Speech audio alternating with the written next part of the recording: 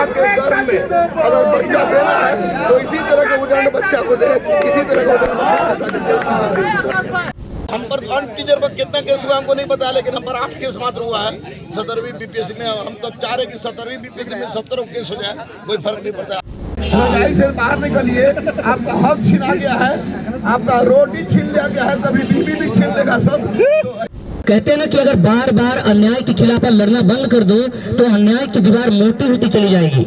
कि भारत में अगर सबसे ज्यादा कोई ऐसी संस्था जिसमें लोगों का विश्वास कम हुआ है तो वो बीपीएससी। गांधी वाले मैदान वाले चाहते हैं कि नहीं साहब आप लोग गर्दनी बाग नहीं बनाइए, तो उनको भी हम लोग बता देना चाहते हैं कि अगली बार आप लोग गर्दनी बाग में होंगे और हम लोग गांधी मैदान में।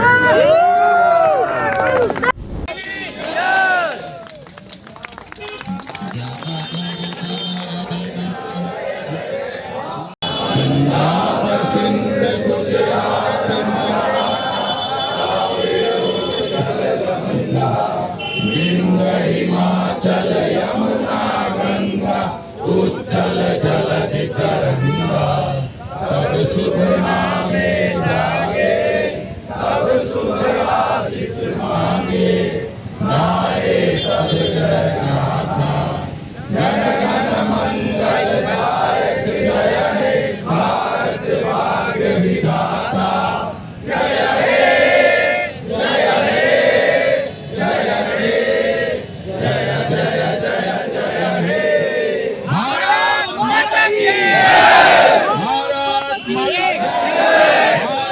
माता की जय, भारत माता की एक ही बोली एक ही बात, एक ही बोली एक ही बात, एक ही बोली एक ही बात, बल बल बल बल बल भारत माता की जय। हमने सोचा था कि हम लोग गांधी मैदान, लेकिन गांधी वाले मैदान वाले चाहते हैं कि नहीं साहब आप लोग गर्दनी बाग नहीं बनाइए, तो उनको भी हम लोग बता देना चाहते हैं कि अगली बार आप लोग गर्दनी बाग में होंगे और हम लोग गांधी मैदान में।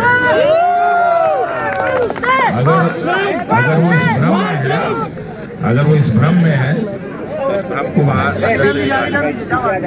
ऐसा ही कुछ भ्रम जो है बीपीएससी को भी हो गया है और रोज नोटिस जारी करना शुरू कर दें।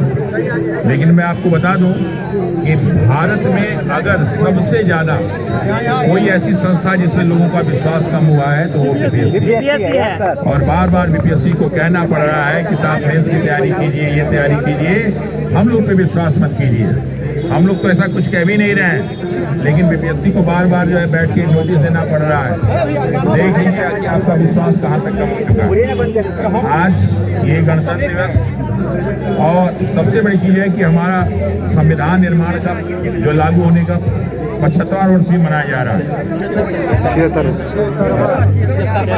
1950 और ये 2025 करने की बात कर रहा हूँ, ठीक है ना, 75वां। और बहुत सारे लोग संविधान हाथ में लेके घूम रहे हैं। हत्या होती है एक राजनीतिक हत्या गुलाम भारत में, आजाद भारत में दूसरी न्यायिक हत्या नहीं होती और बच्चे जीतेंगे। गाना सर 2 लाइन बच्चों के लिए आज। हम जिएंगे और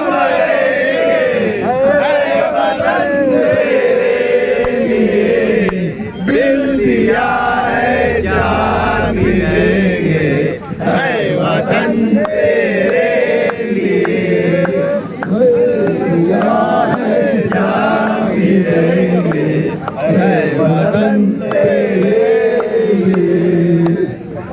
गर्भ में अगर बच्चा देना है तो इसी तरह के उदाहरण बच्चा को दे, इसी तरह का उदाहरण ताकि देश की बंदी सुधरे।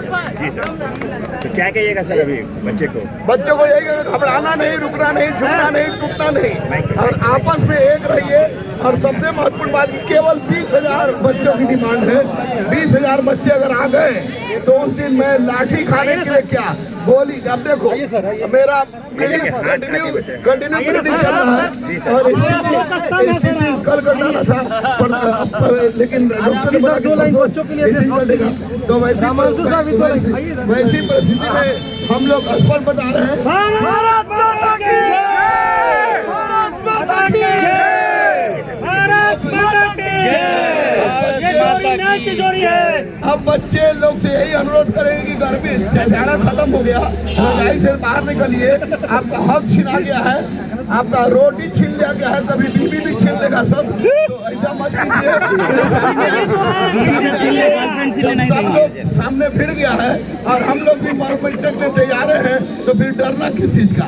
अहिंसात्मक आधार पर गांधी के देश में, गांधी की विचारधारा पर तिरंगा लेकर केवल 20,000 है।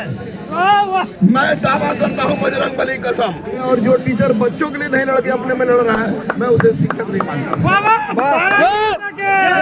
भारत माता की जय। 2000% री एग्जाम होगा, क्योंकि सत्यमेव जयते की कथा हमारी प्राचीन परंपरा है, हमारी सनातन की परंपरा है। और अगर संविधान सत्य है, यदि सच है, तिरंगा अगर फरार है, तो री एग्जाम में निश्चित 40 दिन से बहुत सारे विद्यार्थी आंदोलन को जीवित बनाए हुए हैं। कुछ लोग घरों में हैं, कुछ लोग जहां से भी हैं अपने समर्थन जारी रखे हैं। बट ये सोचिए कि जो युवा 40 दिन से संघर्ष कर रहे हैं, वो संघर्ष किसके लिए कर रहे हैं? आने वाली पीढ़ी के लिए कर रहे हैं, उन बच्चों के लिए कर रहे हैं कि मैं तो इसका शिकार हो ही चुका हूँ, आपको नहीं होने दूंगा। और इसके लिए मेरा आग्रह है उन युवाओं से भी कि आप भी इन युवाओं के साथ खड़े होइए, कदम के साथ कदम मिलाकर चलिए और इस भ्रष्टाचार की लड़ाई में साथ दीजिए। क्योंकि अगर न्याय होता है तो ये न्याय संविधान का न्याय होगा, ये व्यवस्था के प्रति न्याय होगा, और न्याय होना जरूरी है। क्योंकि अगर न्याय नहीं हुआ तो ये अन्याय की दीवार एक ऐसी दीवार बनेगी जिसके कहते हैं ना कि अगर बार बार अन्याय के खिलाफ लड़ना बंद कर दो तो अन्याय की दीवार मोटी होती चली जाएगी, और एक दिन इतनी मोटी हो जाएगी कि इसे आप तोड़ने के लिए भी चाहोगे तो टूट नहीं पाएगी। तो आवश्यकता है कि आप उसके खिलाफ खड़े होइए, और खड़े होइएगा तो भरोसा मानिए कि ये दीवार टूटेगी।